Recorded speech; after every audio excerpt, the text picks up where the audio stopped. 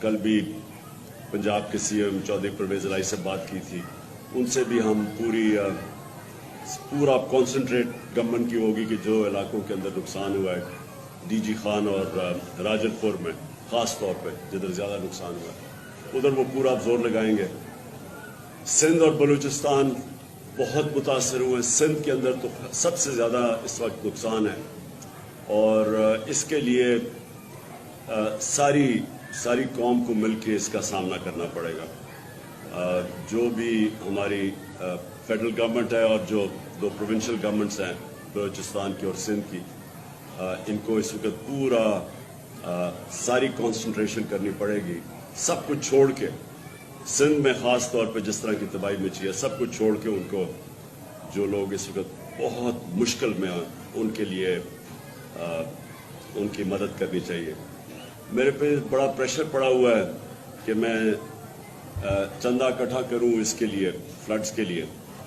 میں ابھی تک یہ بہت بڑی ذمہ داری، جب لوگوں سے آپ پیسہ اکٹھا کرتے ہیں بہت بڑی ذمہ داری ہے،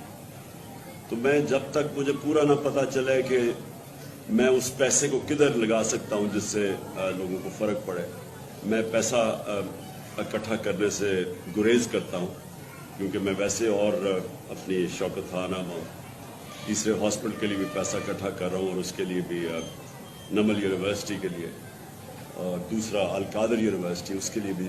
سب خیراتی ادارے ہیں، یعنی ساروں کے لیے، عام لوگوں کے لیے، مستحق لوگوں کے لیے مفت تعلیم بھی اور شوکت خانہ میں مفت علاج بھی ہے۔ تو اس لیے جب میں کوئی نئی پروجیکٹ لیتا ہوں کہ اگر اس کے لیے ہمیں پیسہ اکٹھا کرنا ہے تو میں یہ پہلے سوچتا ہوں کہ کیا میں وہ پیسے کو پہلے تو دیانتداری سے خرچ بھی کر سکتا ہوں، کون سے پروجیکٹ کے لیے۔ تو میں اس لیے ابھی تک کوئی، مجھے پریشر کے باوجود میں کوئی ابھی تک فنڈ ریزنگ نہیں کر رہا جب تک مجھے پوری طرح اندازہ نہ ہو جائے کہ کتنا بڑا ڈیمیج ہے، کتنا پیسہ میں اکٹھا کر سکتا ہوں، کیونکہ جتنے پیسے کی ضرورت ہے